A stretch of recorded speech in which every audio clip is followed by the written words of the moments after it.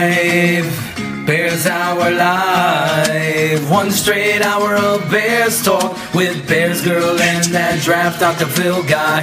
Bears Hour Live. Bears Hour Live. Bears Hour Live. 1 straight hour of Bears talk with BearsGrl and that draft Dr. Phil guy. Coming hard every Monday night, Central 10 East, giving out prescriptions for the Bears fan with a bear disease. Jumping in the chat room with the Barflies, bringing knowledge. This show's an honors course if his football was a college. BearsGrl the moderator, Dr. Phil is the host, throwing dimes through the window from the open to the closed. Talking live on the air, that's known for my devotion.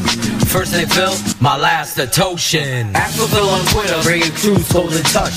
Right in foreign countries singing Oh Canada. BHL, floor on top like saliva does backwash. I take this back to high school to take a football fact course. Yes, on the show, get the serum of the truth. 365 Bears talk in the bar, analyzing every one of Mitchell 7-step drop. No doubt how it's elite, cause we never flip-flop. Bears Hour Live.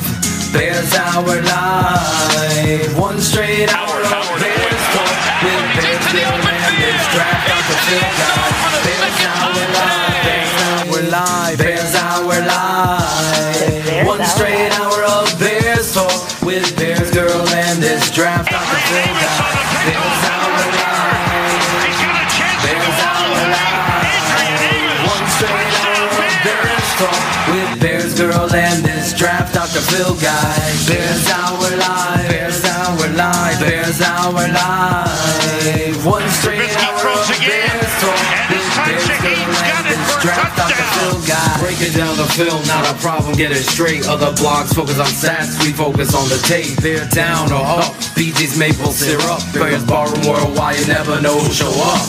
Marvel flipping pages, the barrooms making shows. Sometimes we get the man without his head in pantyhose. Call HR, the show's about to start. And while you're at it, stick that barroom sticker on your car. Monday through Friday, the barroom's got you covered. BHL places tags, cause Fuller's got you smothered. Draft Dr. Phil, it's always hit sticks. Splitting double teams like 96 and Heem Hicks. Our line keeps growing, Mitchell keeps throwing dimes on time, but in the window we's blowing. No denying that this show is a collaboration with a fan. BearsGrl moderated, Dr. Phil is the man. Bears Hour Live. Bears Hour Live. 1 straight hour of Bears talk with BearsGrl and that draft Dr. Phil guy.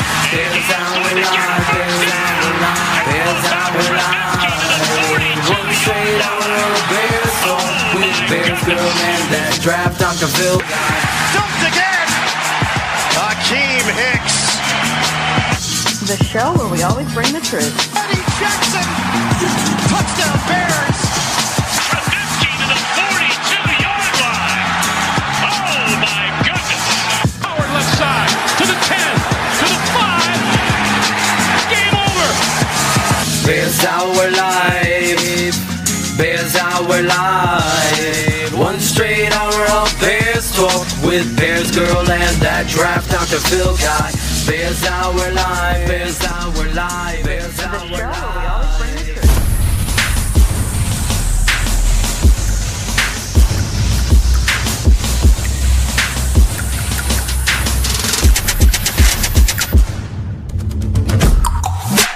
Hello, Bears fans. This is Bears Hour Live with Draft Dr. Phil. And for our French listener and air jayer, bonsoir. I'm BearsGrl, and you just heard the world premiere of the brand new Bears Hour Live theme song. We have a full show for you tonight, talking all things Bears, including what's going on with the Fuller, the looming tag deadline, the Landry Howard trade story that had fans riled up all weekend, our very own rumor rundown, and the first annual Doctor Awards presented to players from the NFL Combine. We also have a special guest with us tonight, Shayne, the smartest man Marsaw. He will join us in a little while. But let's start this show like we do every week with your opening rant, Phil. Where do you want to start, Doc? Well, let's take it from the top. First of all, I want to thank you, BG, for stepping up in the pocket, you and the super producer, and really bringing this show together, allowing creativity to run through the end zone and out the back into the locker room and celebrate. That's what it's about. You know, football to me, is a passion. And so are the Chicago Bears and the team that I have in the Bears bar room. The Barflies are the oil that runs the engine. And thus, that's why we do this. Aldo's not giving us big-time dollars. So my real rant runs into dollars and cents, because common sense is what needs to reign supreme here in this environment in Chicago. Unfortunately, I'm nervous because what has been a great offseason needs to get to where it should be. And that's focusing in on holes of the roster and not creating them. And when I look at the situation around the football, the National Football League, the league where they get paid to play, I see Dallas putting a tag on DeMarcus Lawrence. I see the what am I thinking about over there? Freaking A. Who was the other kid who got the tag placed on him? I don't know. I just lost him in my head. But you see the teams placing the tags on their players to keep homegrown talent in-house. You look at the Redskins, rumors are coming out that Kirk Cousins, as I said on Bears Barroom, is going to be a Viking. He's going to get paid because they held him as long as they could under the tag. In a business league, Ryan Pace needs to focus on business and the roster. That's his job. And money, when you have $90 million, and oh, by the way, another $10 million is added again to the cap. So you're looking at Kyle Fuller being a gamble. And what I mean by that is tomorrow, I know rumors are coming out that from Brad Biggs, and I respect Brad's work and his source in Hallis Hall, that Ryan Pace is going to allow Kyle Fuller to hit free agency. And for me, that is a gigantic mistake to allow a player. We've talked about it many a times on Bears Barroom Radio, but I wanted to reemphasize this and hopefully breathe life into something that Ryan Pace is still on the eve of deciding. To me, Ryan, there's no need to make a hole when you have maybe $100 million of cap dollars to spend. And to ultimately hold on to homegrown talent is in a temporary time, in an understanding of communication with that player, that your goal is to get a long-term deal done. And if that's how you feel about the talent now, as you're talking and being clear with the fan and not hiding the truths anymore, if that's how you feel, then control that player and control the time that you have and for him to have, and think about what the salary is. Maybe other corners sign while he's franchise tagged to set up the docket for his place in line.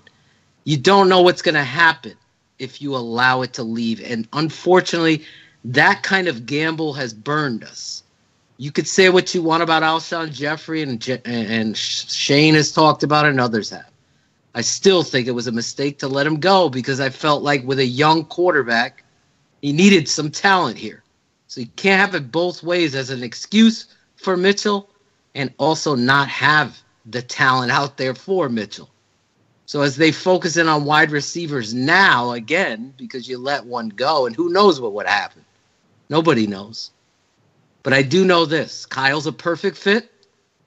Kyle came back, played what he needed to play, how he needed to play to set the precedence. And when the market starts, he's the best corner in my assessment on the market. So why take a roster that's ascending and a player that fits and allow that to leave? To me, I will be livid on Bears 100 Proof tomorrow.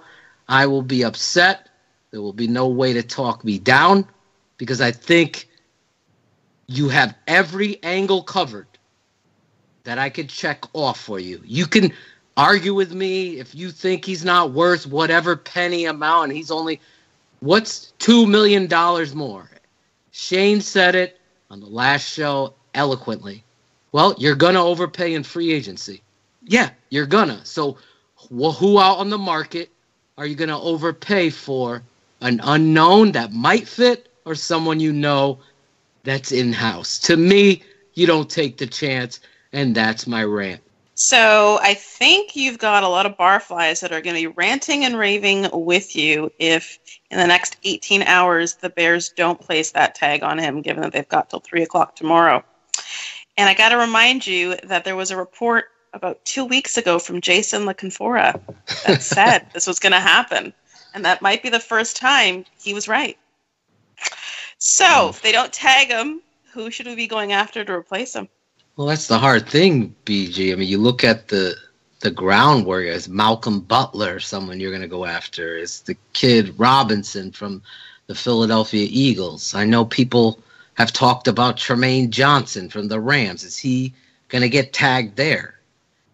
To me, this cornerback position, 100% agree with Shayne. It's developed. You can get a corner in the draft that can come in here and start for you, but that's a gamble. Not every one of them is mentally prepared for the rigors of the NFL season and is talented enough. Now, this is a good cornerback class. I'm excited about it. But if I'm building for the future, a 25-year-old corner in Kyle Fuller versus some of the other people that are out on the market, and I'm sure there's others, but this is the top corner in my book and a fit. So, BG, I don't see a point in doing that and making this whole. You can tag the transition tag on the player too and still control him and allow him to go out there and get a deal or assess the market. If we're going to talk Ryan Pace, I know it's fluid. Let him assess the market. All this, Wall Street BS. When it's dollars and cents, come up, step up in the pocket, Pace. Put the tag on him. Put the transition tag on him. Then, if you don't want to, you're worried about guarantees and he's going to sign his contract like you saw Landry. I don't even like the cornerback market as much as people do. For me, it's Fuller. And it should be that way. And it should send a message in the locker room. Those players like him. It's been known and said that he wants to be here. So get it done. Don't drop the ball again like you did with Jeffrey. Stop with the Bellamy's. Start getting the Rices in here. So the chat room is divided on this one. We've got Trey Busy saying Fuller is going to make like a banana and split. And you've got Shayne in the house saying just because Fuller hits the mark, it doesn't mean he can't come back. Let's not forget that. So I think we're going to be talking about this throughout the night as well as on 100 Proof tomorrow because we'll know what's happening with Fuller by then. Let's play the doctors. And no, Barflies, not that kind of doctors. We're going to now hand out our very own first annual version of the Oscars.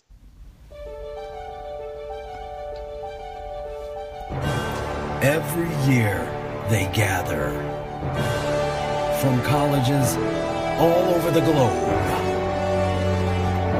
as 32 teams send their smartest and most thoughtful minds to gather in one place.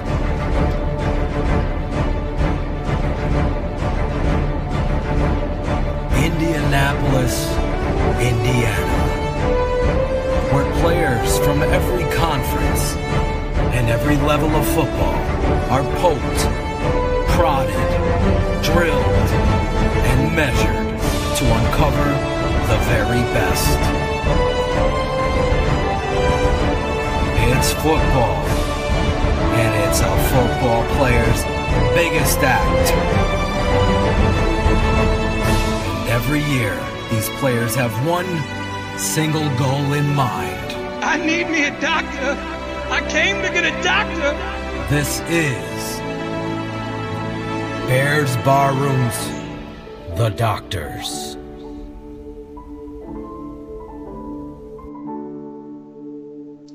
So I'm in a ball gown. I'm hoping that you're in a tuxedo, Phil, because we're now going to hand out the first annual Doctors based on best performances this weekend at the NFL Combine. Are you ready? Oh, yes. I'm excited about these Doctors. We've got 13 awards to hand out tonight, so hold on to your hats, Barflies. The first award, the Doctor for the best overall quarterback at the Combine, goes to...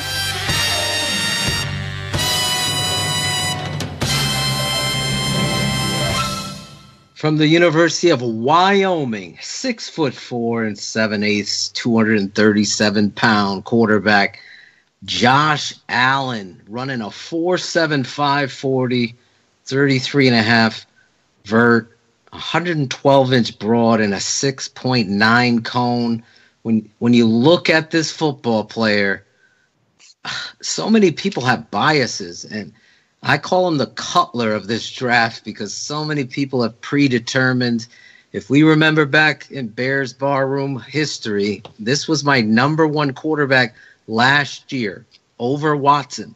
I felt very highly about this kid's talent and trait. And let's face it, when we're looking at the draft, we're looking about potential to be great. Josh Allen lit it up. 77-yard ball in the air is just... I don't even know how to explain it to people, but you see the ball coming off of him. You don't need frame rates. You just recognize pure talent and a pure passer. And I got news for those haters and the nerd herd out there that have already predetermined this young man's career. The same kind of thing that they did with Warren Moon transpired. You saw what happened with when Warren Moon was biased against and what he did when he came back in the league. Josh Allen, clear deserver of the first Doctor. And the Doctor for the most impressive running back at the Combine goes to...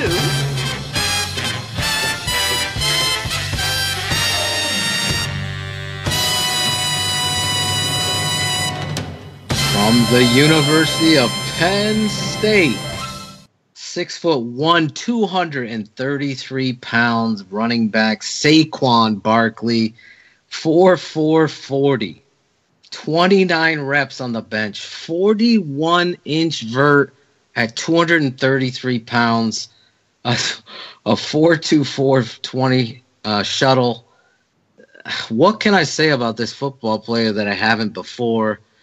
I said it on Twitter. I said it on Bears Barroom Radio way back in October. If you mixed Walter Payton and Barry Sanders in a blender to make a protein shake, Saquon would come out.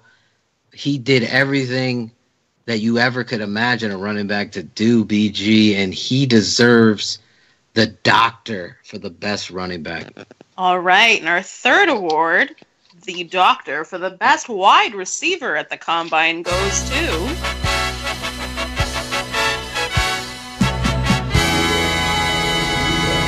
From the University of Maryland, wide receiver, 6 foot and 5/8, DJ Moore, 210 pounds.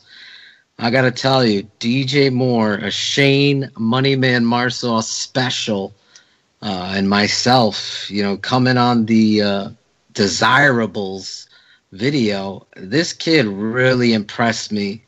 And when you look at the drills and everything with Josh Allen, Saquon Barkley, I'm assessing everything that you're doing in this Combine. And 4.4 240, 21 reps, a 38-inch vert, 132-inch broad. I mean, we're talking, this guy's explosive.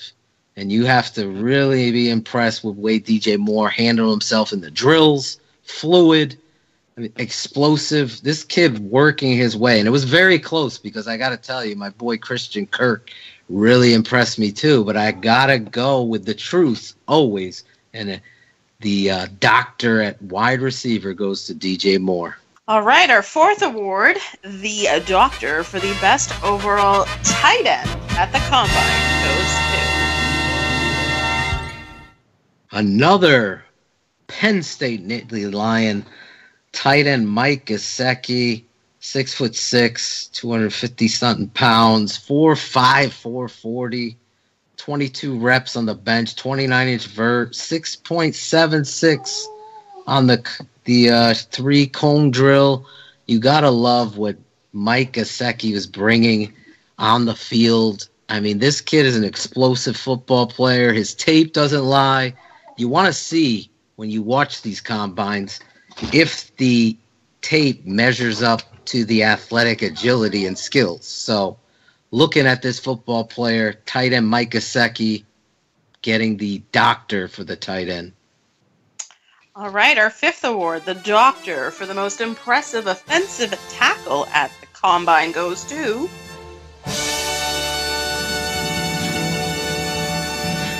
From UCLA, surprising me out there, Colton Miller, offensive tackle.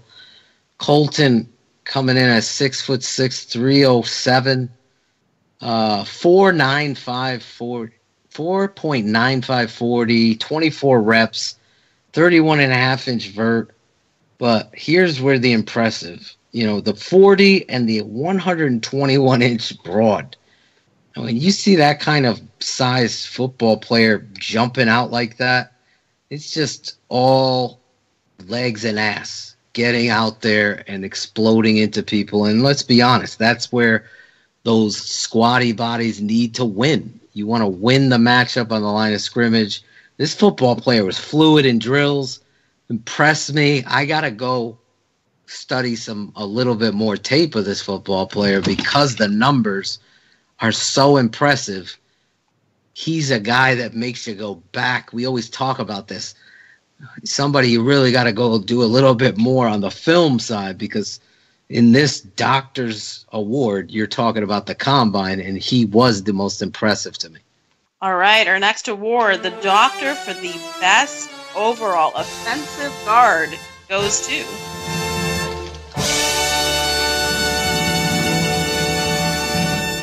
From the University of Texas, El Paso, offensive guard and friend of the super producer, Will Hernandez.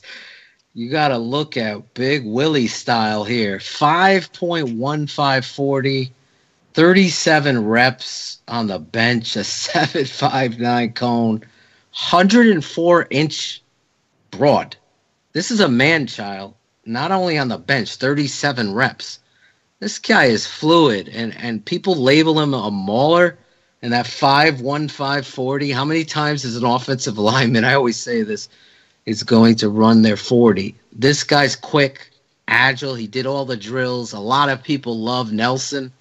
For me, I just absolutely got to tell you, the tape doesn't lie. Willie Hernandez not only impressed me at the Senior Bowl, not only impressed me on his tape, but really blew up the Combine for an offensive guard the way I want them. And that is strong, angry, and technically sound. And Will Henderson, Willie, offensive guard, doctor award. Hernandez. Call him Henderson. Our next category, the doctor for the best overall center at the Combine, goes to... From the University of Iowa, Mr. Daniels out there. 3.50 vert, 21 reps, 4.4 short shuttle, showing that kind of quickness in there. You got to love that. 7.29 3-cone. I think he was second or third in the 3-cone. Watching this guy's tape, I wish he ran the 40 because I wanted a 40 time on him because I didn't get one. But watching him in drills and watching how he moved, I was very, very impressed with this football player and the numbers. I think he was second or third in the vert as well, talking about that explosiveness. I think Colton Miller was number 1 in the vert. But this kid is something you got to keep your eye on. Very well coached Iowa offensive lineman. So he will get my center award. Moving on to our next category, the doctor for the best overall defensive tackle at the Combine goes to... From the University of Alabama, this Daron Payne of Alabama, defensive tackle, 6'2", 311 pounds. Ran a 4.95 40, 27 reps, 28.5 vert, 107 broad that I like out of a defensive tackle, and a 7.58 3 cone. Kid not only has impressive tape, impressed at the Senior Bowl. There seems to be a running theme here, but Payne went out there and in drills just looked the part. He looked NFL ready, and I was very close with the kid Shepard from the small school. I can't remember off the top of my head. I know the smartest man will remember, but it was very close with though. But I got to give the edge to Daron Payne, just bringing the pain. So Daron Payne with the defensive tackle award. Shepard is from Fort Hays State. Thank you, BG. Look at you. He's also Canadian. The next award for the best edge rusher at the NFL Combine goes to... From the University of Texas, San Antonio, edge rusher Marcus Davenport, 6'6".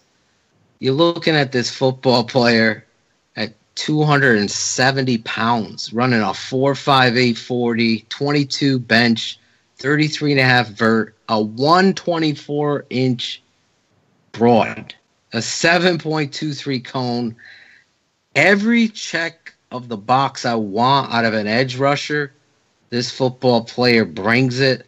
That 4.58 40 to me at his size is impressive as hell, but the way he moved in drills, the way this guy has a natural ability to rush the passer on film, the way he played at the Senior Bowl, again, one of our desirables on the videos end of things, Marcus Davenport, edge rusher, University of Texas, San Antonio, gets the doctor.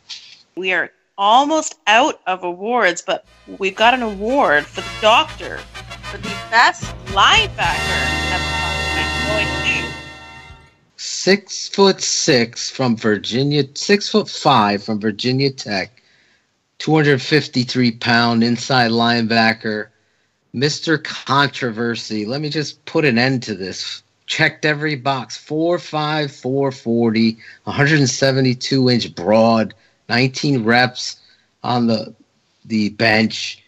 The kid is a fluid, agile athlete out there. And watching him move and watching his tape, you can honestly see why Mike Mayock continued to talk about how a versatile piece like this, how the comparisons goes. To me, it really is special. And when you see a freak of an athlete, but you see the toughness and the instincts on tape, then you know that kind of football player is going to be special.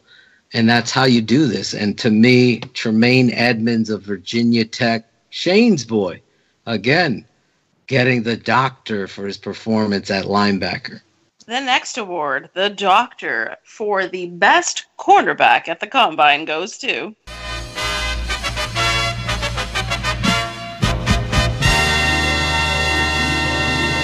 From the University of Iowa, 2 Hawkeyes, 2 Nittany Lions. The Big Ten's being represented. Josh Jackson of Iowa, 6'1", 195, 4.49 40, 18 reps, 38-inch vert, 123 broad, 6.86 cone. And then I know people were a little critical of his back pedal on the broadcast or whatever have you, but when you watch him in drills and you isolate and you try to get nitpicky, this football player, again, checking boxes. My number 1 corner, also in the desirables. To me, it wasn't even close. This football player is impressive out there and what he brings to the table. So, Josh Jackson of Iowa with the cornerback doctor. The doctor for the best safety at the Combine goes to...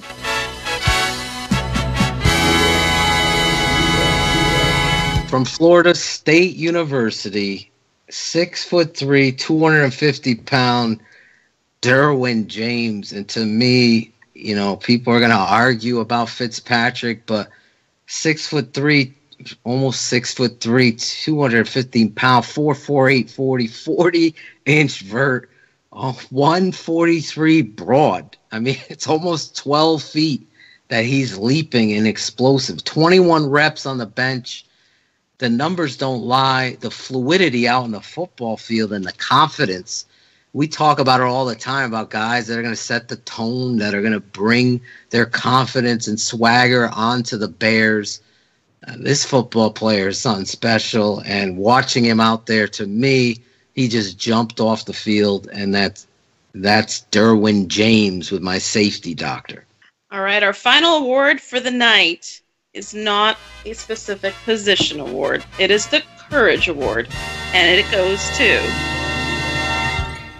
From University of Central Florida, linebacker Shayne Griffin, 6'1", 228, broad 117, 4'3", 640, 20 reps of 225 pounds. Listen, this football player obviously has a handicap and a disability that he doesn't even see as a disability. The ultimate underdog, the ultimate bias. And people already calling and saying where he should be, and he keeps proving people wrong. I got chills down my spine and my arms when I watched him take to the bench press.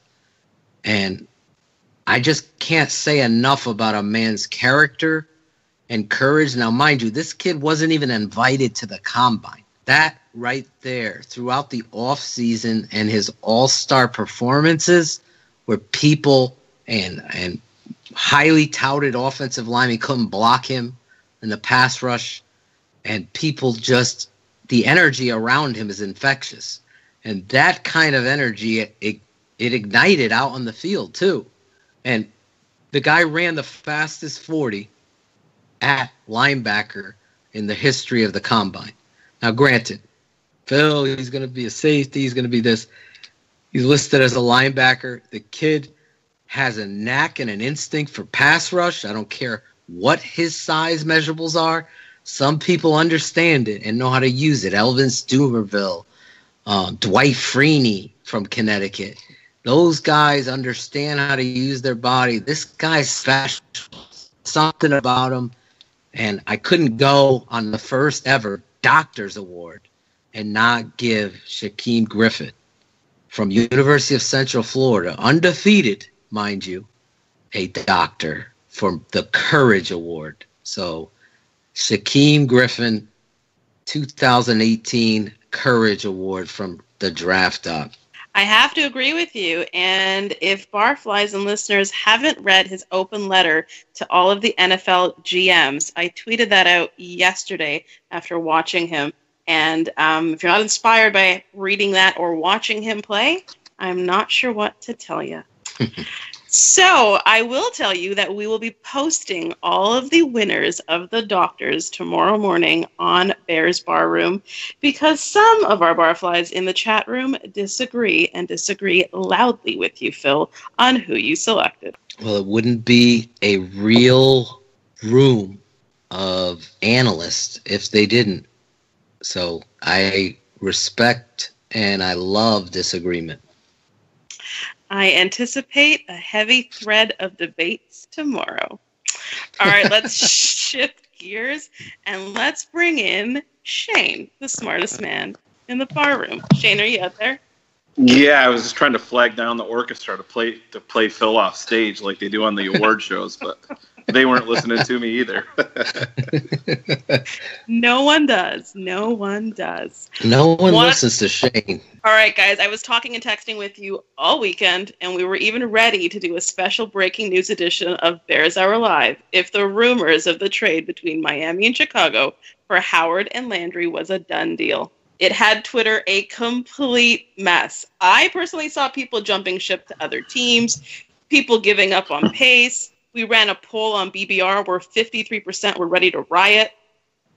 Let's talk about what went down and what's likely to happen now that the cap has just been set at $177.2 million. Have at it, guys. Well, I'm going to let Shayne attack this because he was the one who actually called me. I was actually in a meat shop buying steaks. He was yelled at his butcher. True story. Go ahead, Shayne. It's the truth. No, when it broke, let's be honest. We're a bunch of teenage girls at best when anything happens when it comes to the Bears, and I'm just as bad. But if you took 35 seconds to sit down and review what was out there, put it to trade, Miami really has no leverage whatsoever. They've made it known that they would prefer to trade Landry, and for them to essentially get back a Pro Bowl level running back, sorry, David Kaplan, that's 23 or 24 years old, and plus move up in the draft to get a little bit closer to quarterback territory, it didn't make a whole lot of sense for Chicago. Chicago needs more of a payoff than that. I mean, if you're talking, 8 for 11 swap that included Landry, that's a little bit different. But for the Bears to be giving up their best offensive weapon at this point to help solve a problem at wide receiver, to me, it didn't make much sense. And there's been rumors around there saying that Chicago and Baltimore are the only two teams left in on Landry, and they're both lowballing Miami. That they're doing their job. That's exactly what they should do, because I know a lot of people don't want to admit it, but at the end of the day, money is always a factor, and whoever signs or trades for Jarvis Landry is going to be giving up a bunch of it. So that has to be factored in also. But BG, you brought up the fans jumping ship, and that's just part of it. We saw a lot of that with the Trubisky trade, and even when the Bears went up for Leonard Floyd, I thought Phil was going to jump off the building that night when they didn't trade up for Leonard McTunsil. But like I said, that's part of being a fan, short for fanatic. But I really believe that the Bears are still in on this, and I think it's just going to take some time. Let's not forget, about 5 minutes before the league year started back in 2012, I think it was, or 2013. It was either 2012 or 2013. That's when the Brandon Marshall trade broke. It was literally minutes before the league year started. So I think we could see some of that maybe unfold on the 14th, because Miami isn't they're not in cap hell, but they're pretty close to it, and they don't want that almost $16 million tag hanging above their head when they want to make some moves to improve their team. Well, even if they're in a no-win situation, they're going to win because they're going to get something back.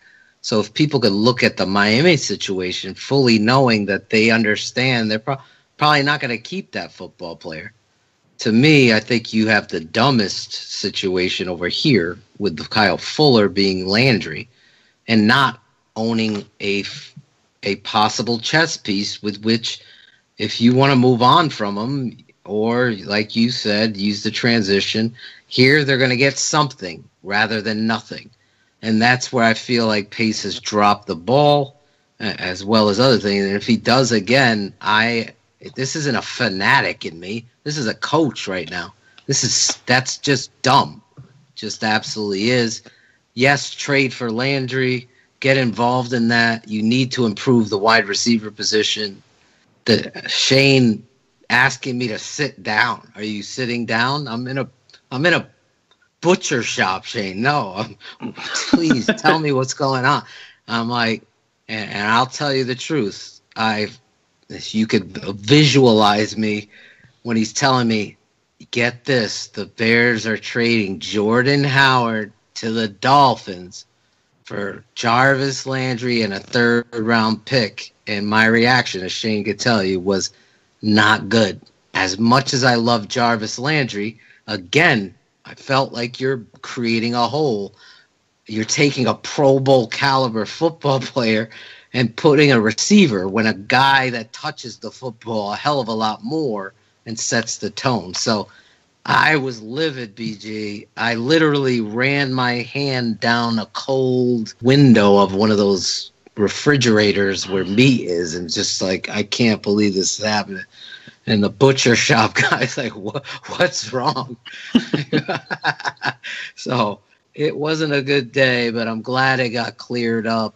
But to be perfectly honest, the Bears to me would have been, you would have to like just blow me away with a Saquon Barkley move up to cover what you have as a known commodity. Well, the chat room is sharing where they were when the rumor broke and what they were doing and what ledge they were about to jump off of. And we also have a theory being proposed in the chat room, which I saw online yesterday, that a certain Dowell Loggins is the one who potentially started this rumor. Thoughts? Can you imagine if Jordan got traded to Miami after he called them a vanilla and everyone was calling out?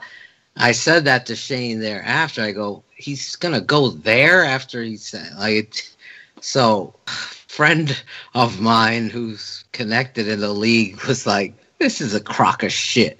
That was his exact DM to me up on Twitter, and it turns out it really was. And the Bears came out and said there's no, or Ian Rappaport through the Bears. But Shayne did have a good point. And Shayne, if you want to talk about it, Ian Rappaport, as connected as he is, he's faltered when it comes to the Bears. Oh, yeah. I mean, we just have to look back to last draft day. Adam Schefter's the same way. We all watched what unfolded on draft day when the Bears traded up and everybody was saying Solomon Thomas. I mean, I still have it on my DVR. Adam Schefter, Jay Glazer, and Ian Rappaport, all three of them said this move is for Solomon Thomas. This is who Ryan Pace has been coveting the entire time. And people can say whatever they want to about Moon Mullen. If you do a Google search, pre-draft last year, he was the only guy that put out an article that said, don't be surprised if the Bears are willing to make the move up in the draft for their quarterback.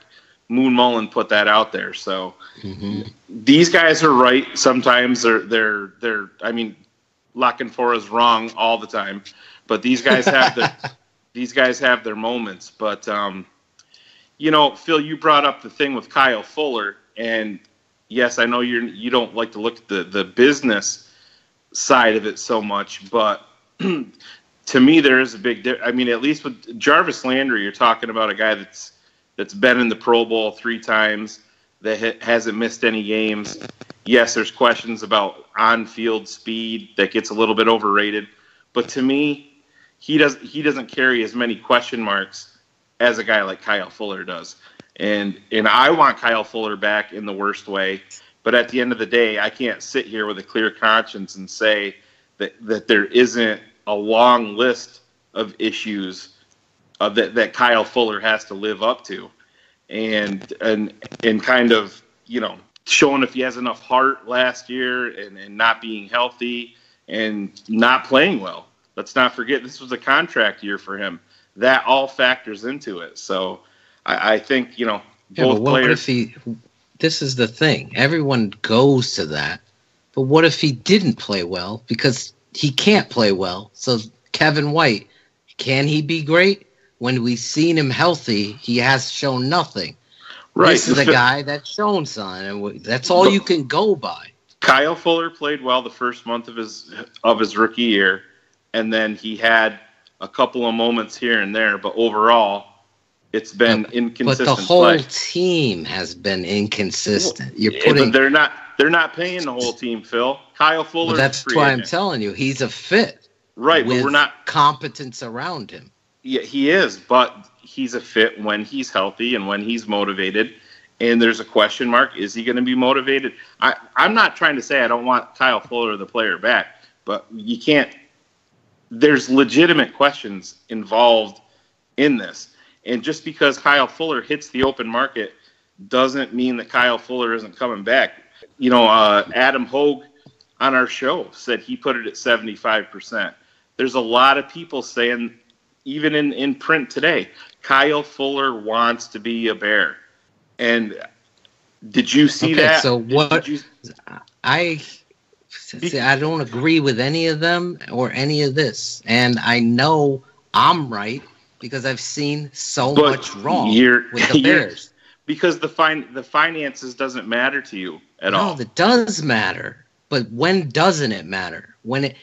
Look at this.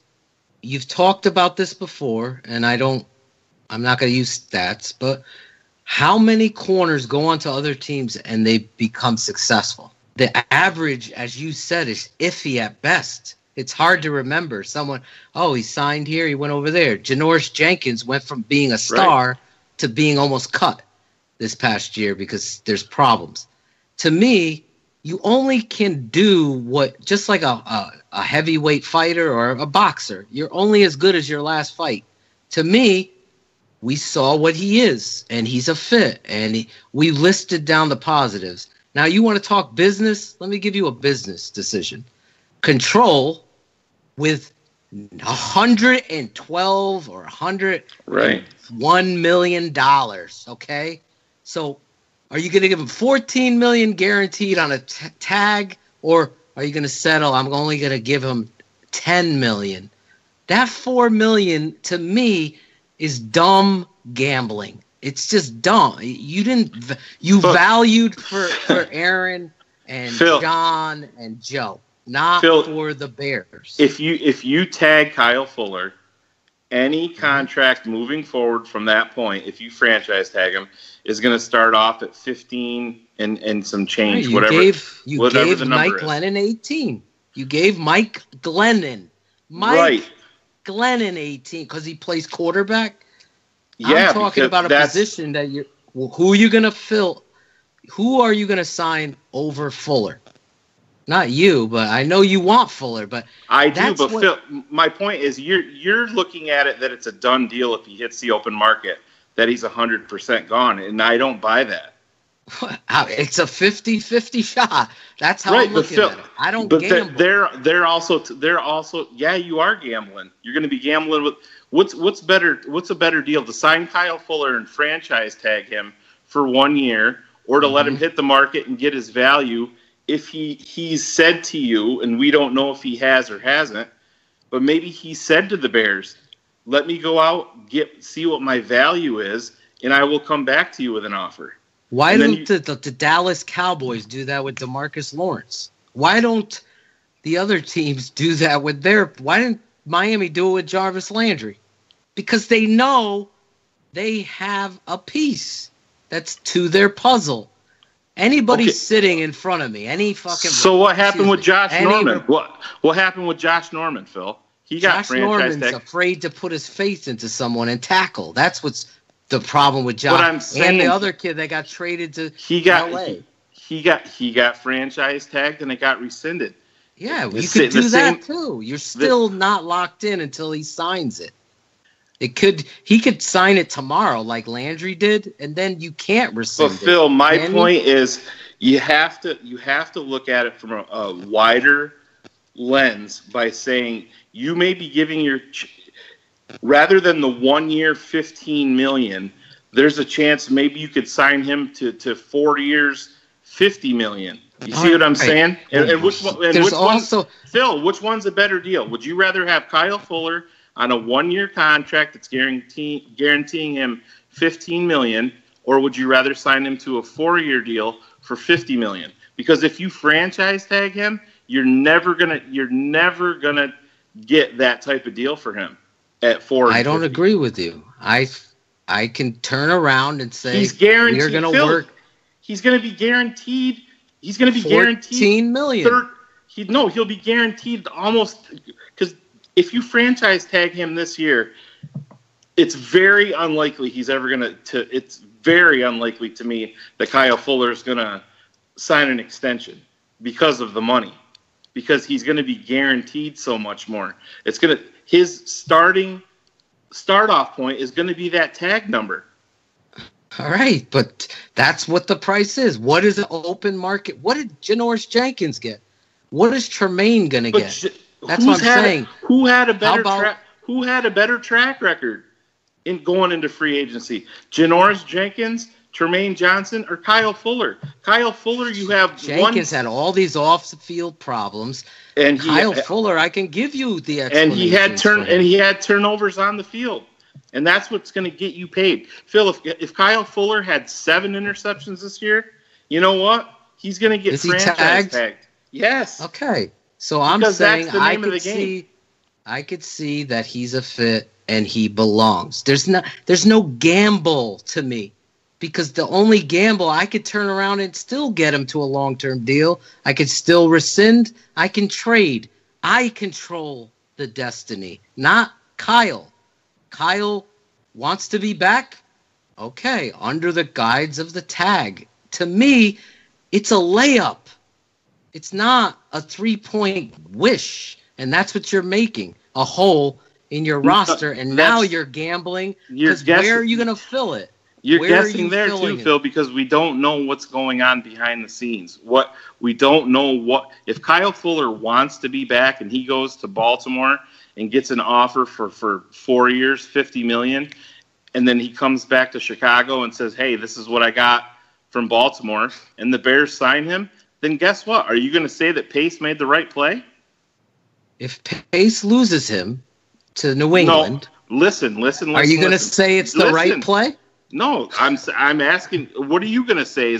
What's a better deal? 1 year, $15 million to Kyle Fuller, or 4 years and $50 million to Kyle Fuller? Which one would you rather have moving forward on this team? All you're doing is 4 years, $50 million. What's his signing bonus? $13 million? You save 2? You're signing. I don't care about guarantee, Shane. You're signing along. So Phil, you're saying that you wouldn't rather have a guy. Deal. But you're saying that you wouldn't rather have a guy under a long-term contract then, and that's foolish. I'm saying it's smart. Then of course it matters. I'm saying I'm smarter because you're saying, well, we don't know. And I'm saying on a 1-year deal, you're essentially getting a prove-it deal again. So you're going to get the best out of the football player. Now you control him. You also can negotiate that long-term deal in the future. And instead of $10 million, I'm guaranteeing 14. You see what I'm saying, though, more. Phil? Who cares? You're taking the best scenario possible for the franchise tag. You're saying tag him, take the option off the table of him leaving, because then I have the option of signing him to a long-term deal. But then you're saying if you don't tag him, you're saying that there's almost zero shot of signing him to a long-term deal. I can guarantee you, when someone, the grass might be greener on somebody else's lawn, and then what do you do next? Makes a mistake. Then what do you do next? What do you do? What do you do next year? What do you do next year on a franchise tag? You can do that. Drafting a first round. You're going to be doing that anyway. You're going to be doing that anyway. You're going to be drafting multiple corners probably this year. You drafted 4 defensive backs in the 4th round.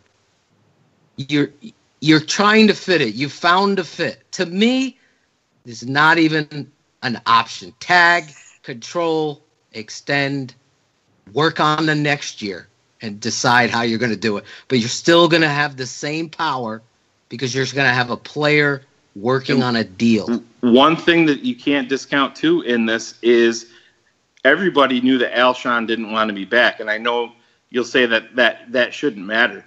But when you have a guy... to me. Well... Okay, it doesn't matter. That's fine. Kyle Fuller has said he wants to be back. He said that on the record he wants to remain a Bear. So you've taken that into consideration too. Where is Kyle Fuller's best chance to have success? To me, that's in Chicago. I think Kyle Fuller knows that. I think Ryan Pace knows that, and I think Vic Fangio knows that. And I think that I think that's gonna be used, in these negotiations also. I'm not going to be surprised if Kyle Fuller. I think he's going to go out there and he's going to get a day one contract that's going to blow the doors off. I know he's going to get a contract. I know 4 teams that really love this football. So you think he's going to? You're going to gamble. So what's his contract going to be for? You think he's just going to those numbers? I don't know, honestly. You think he's going to be So do you think he's going to be a day one signing right off the bat, and the Bears are going to have no shot to match? I'm not 100% sure. I would not lie to you, but I am afraid that the possibility for a Carolina, a Kansas City, a LA Rams, and a New England Patriots, they love this football player, that they come into the fray and say, we want this football player. Seattle could come in and say, you know what, we're going to cut Richard Sherman and pay this 25-year-old who fits our scheme. Don't take that chance. Don't take it, and don't lose out like you did with Alshon. To me, Shane, that's it. Business starts with football. It ends with money. And that's what winning organizations do. Say what you want about the Cowboys, but they recognize how the pass rush market is terrible. They put the tag on a pass rusher. The cornerback market, to me, he's the best. Are we going to argue Malcolm Butler? Are we going to praise the Cowboys for their financial responsibility just because they tagged DeMarcus Lawrence? I mean, they're littered with horrific contracts throughout their defense and not so much on their offense. The cap? How much cap room do they have? I don't have the numbers in front of me. They've done crazy contracts, but you know what? They're still signing players there, boys.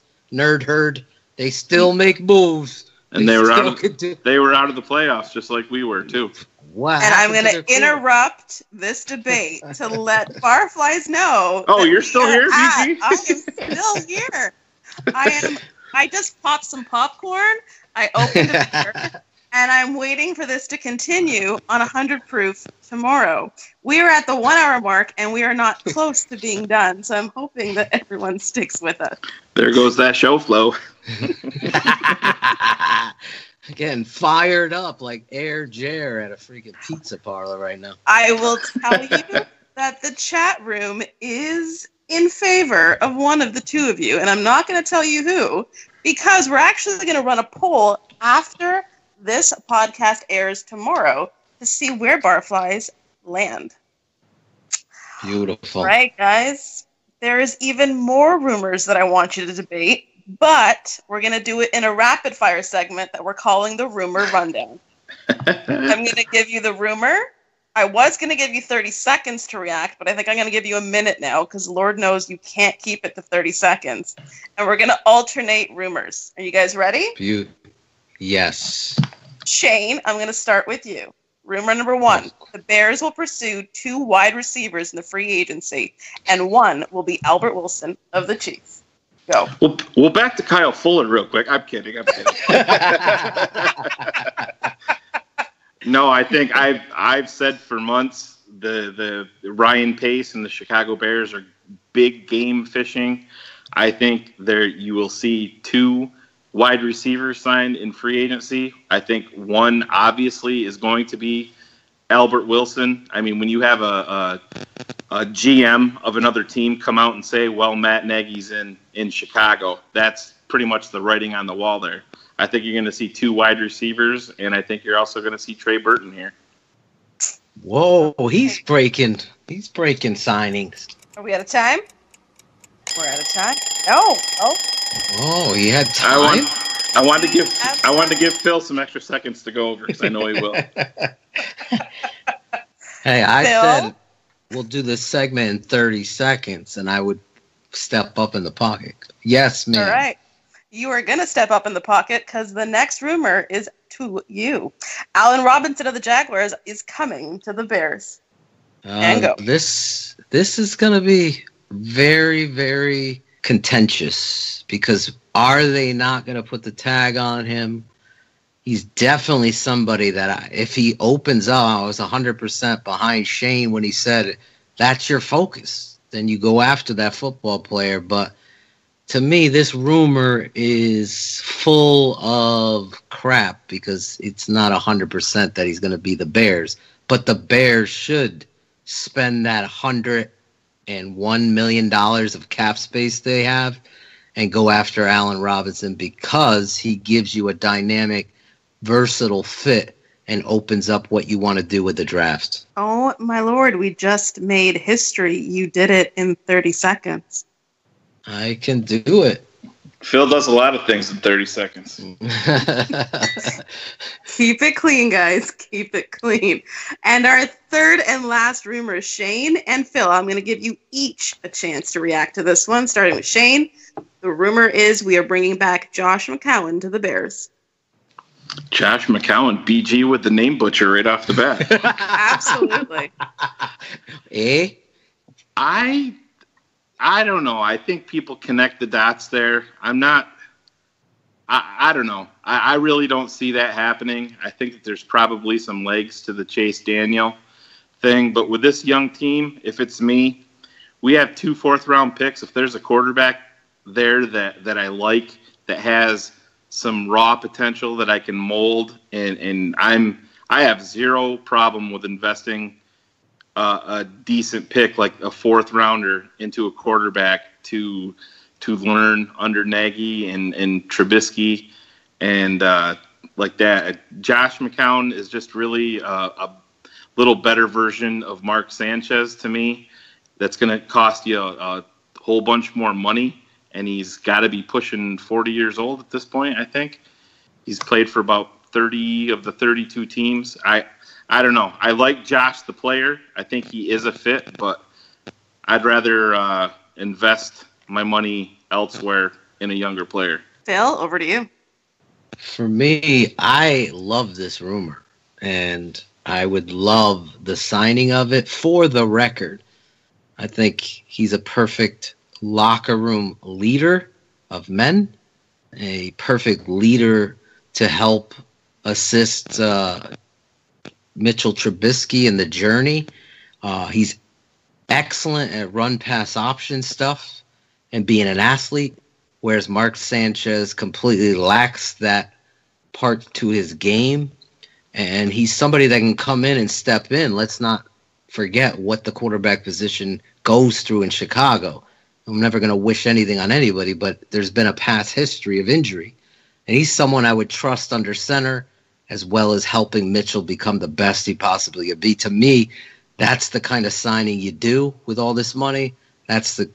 I like this rumor. Is it going to happen?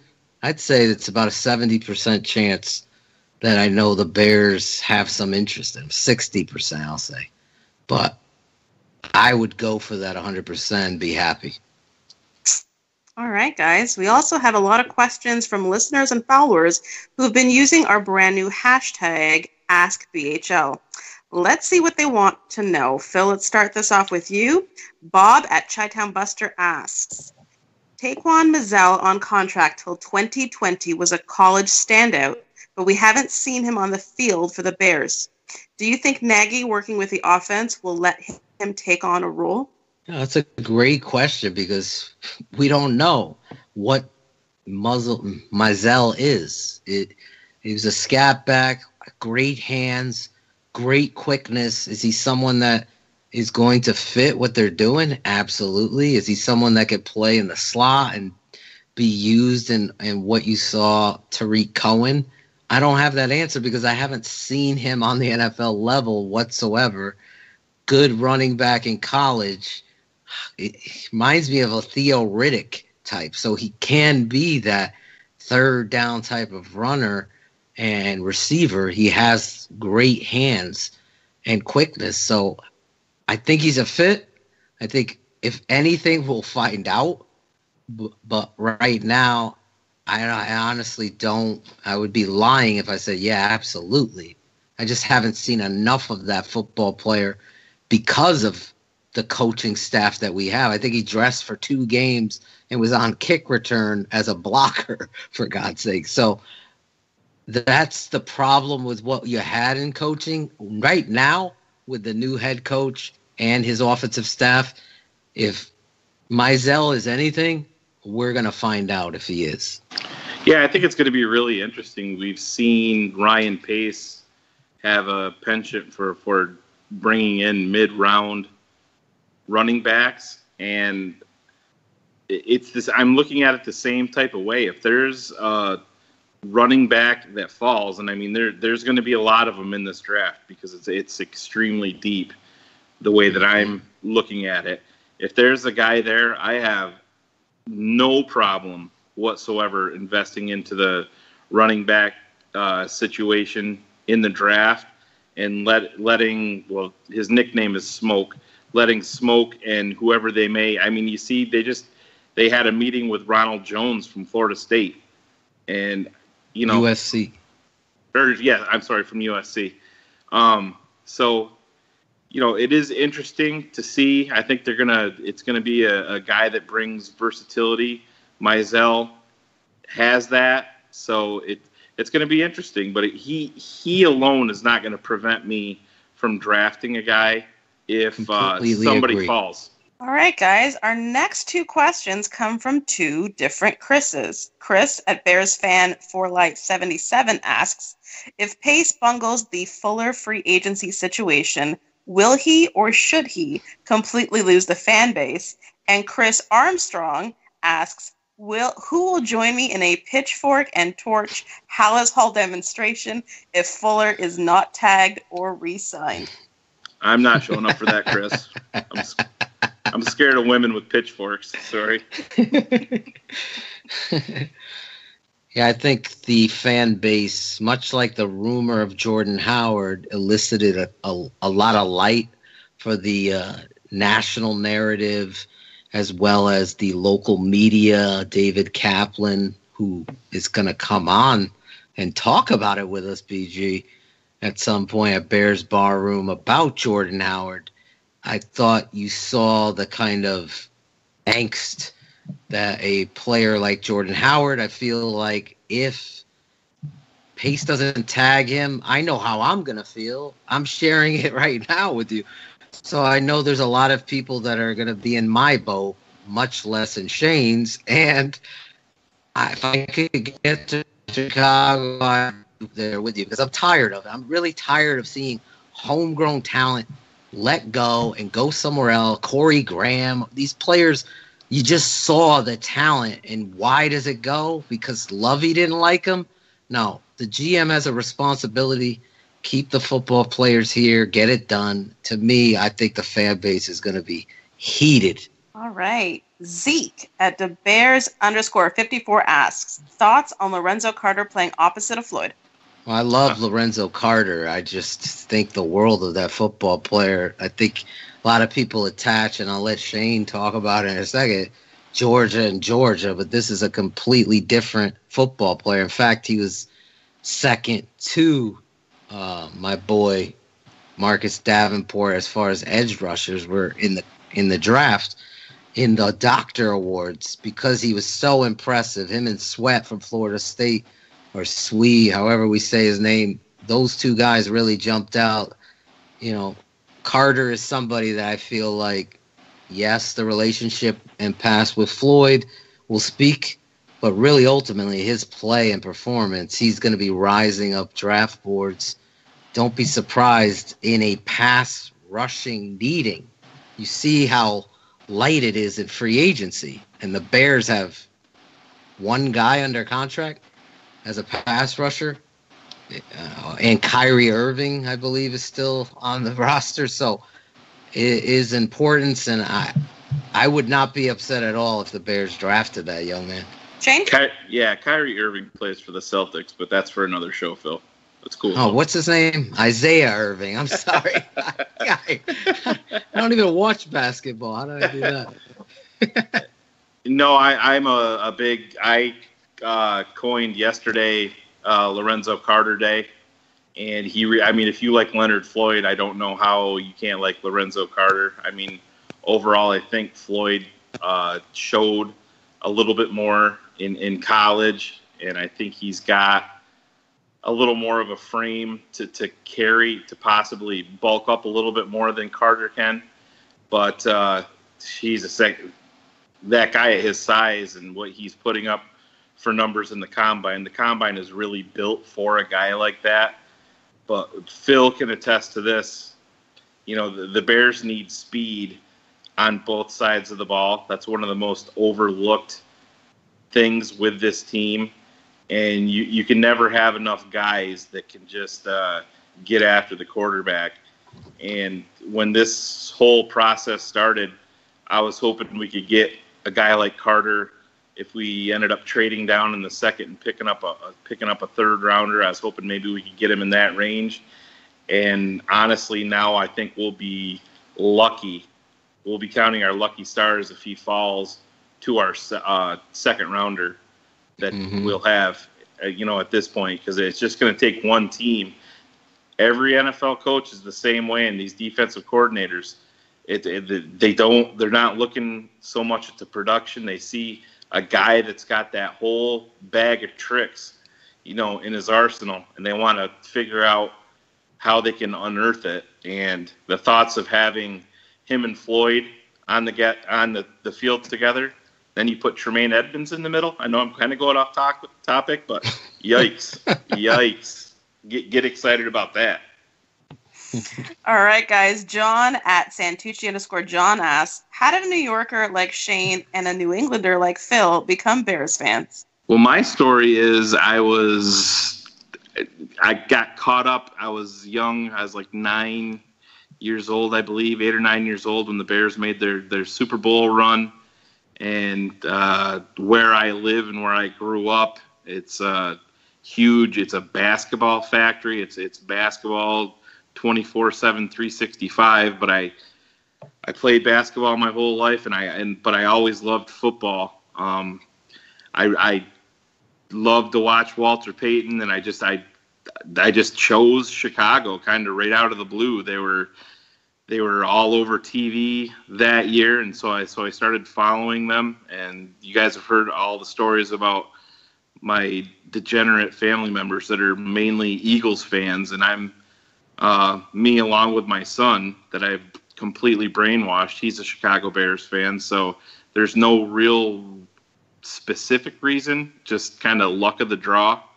So I don't know. Lucked out. Yeah, I don't know how lucky it is. It's been a lot of L's, but I would never root for another team. I see some of these guys that go around wearing a throwback jersey for another player on another team. That doesn't happen in my house, and it never will. Shayne, I got a question for you from the chat room. Is it true that white men can't jump?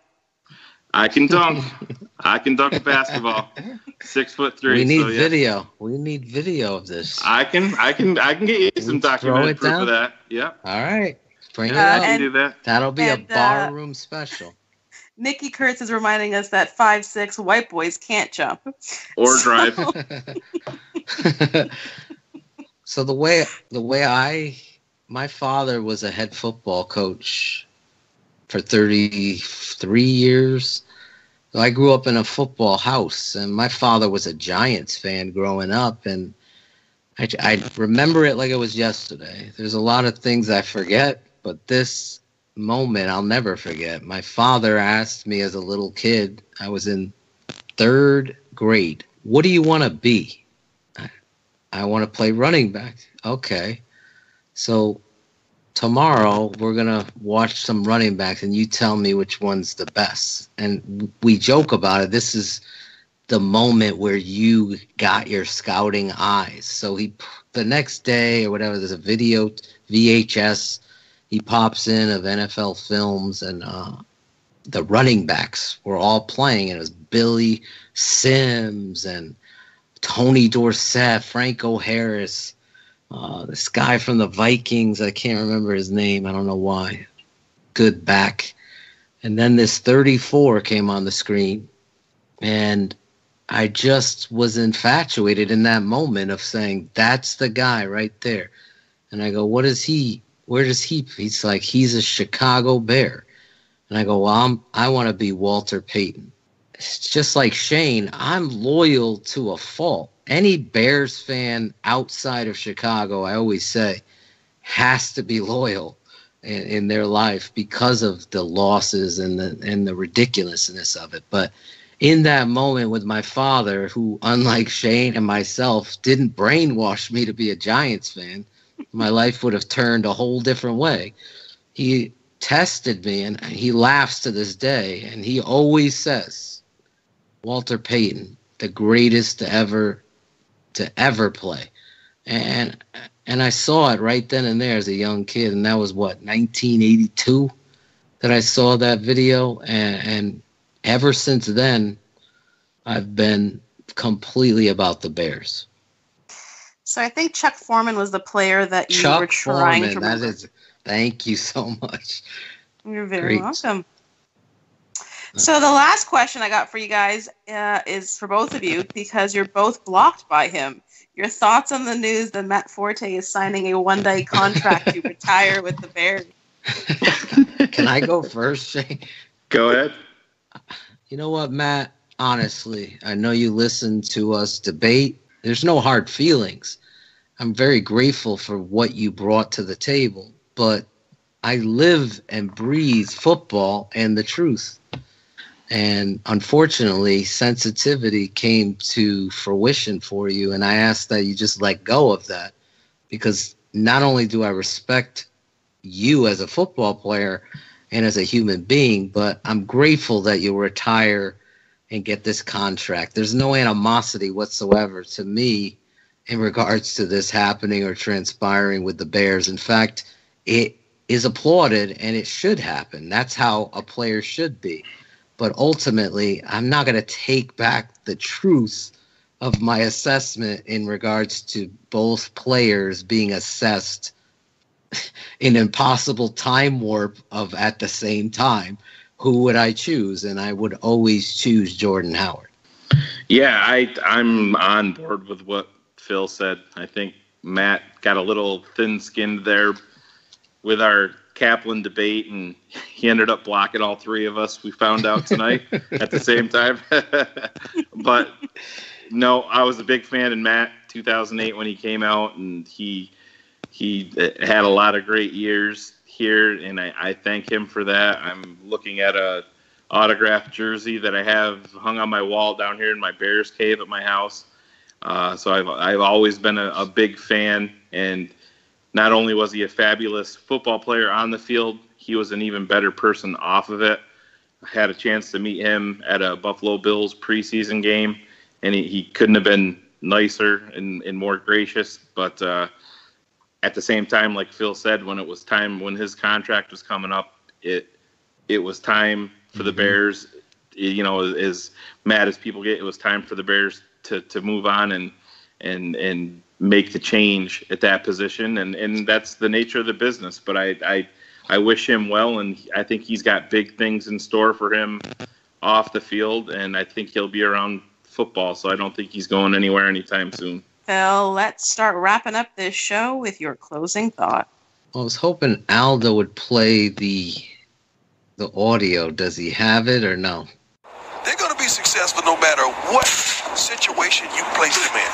Troy Apke. Oh, man, he can run. Why are you surprised, Dan? Oh, you know why I'm surprised? I can't say it on TV, but he can run.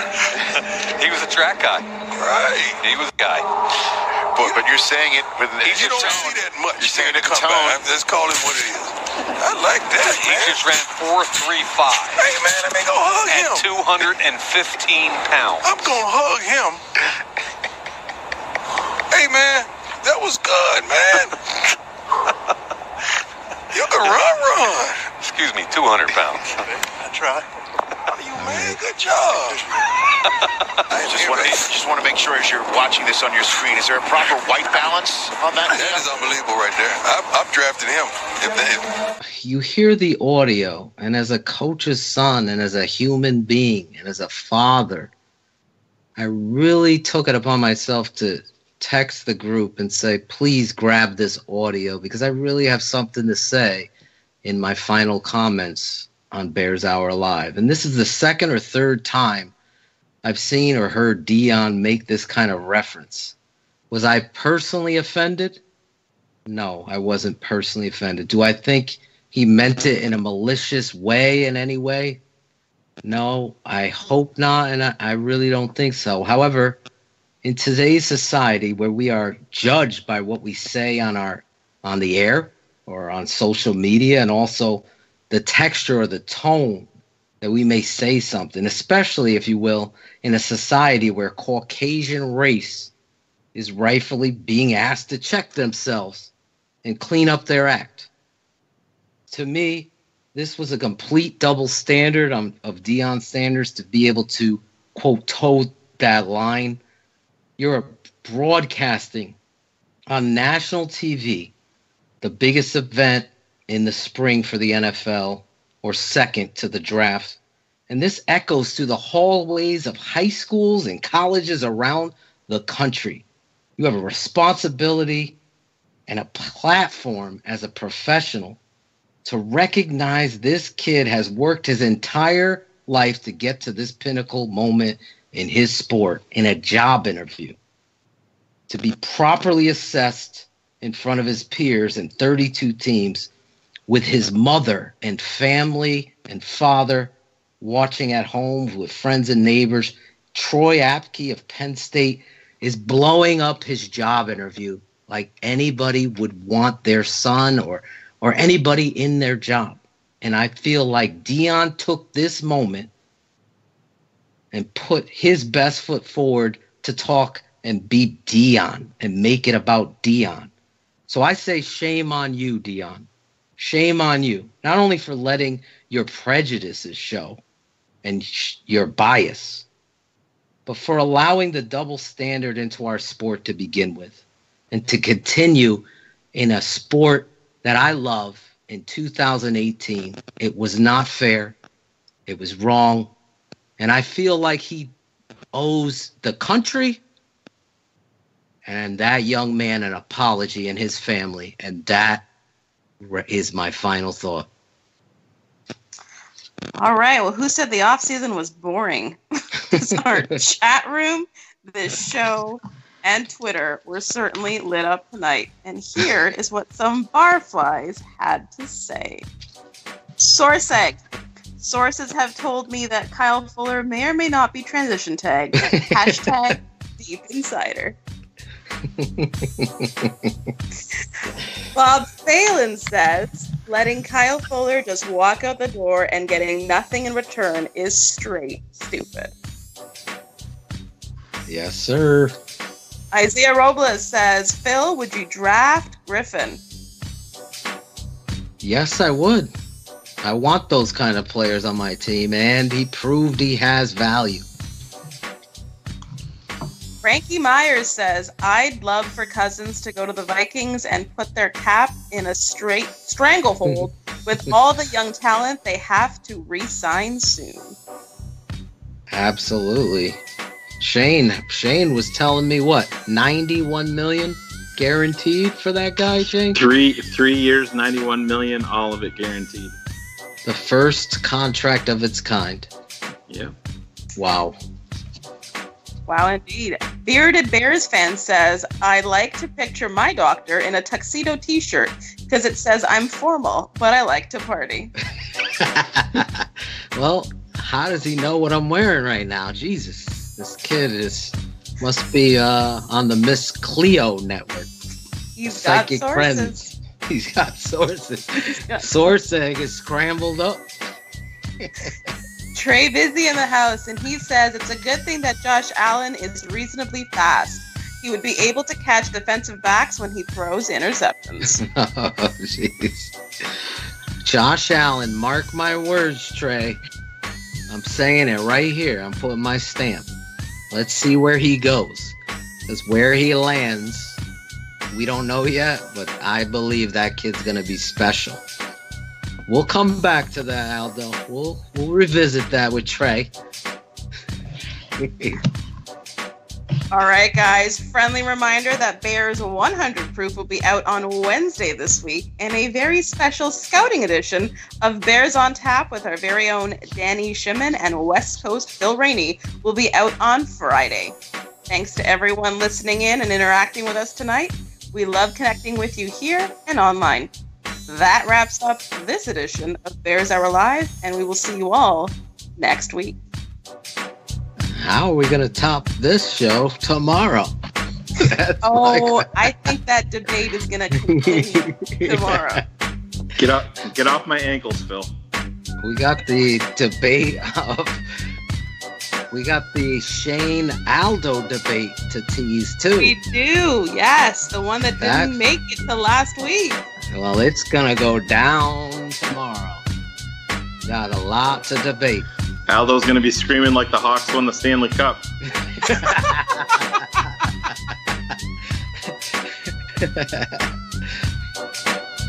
God bless. Always bear down.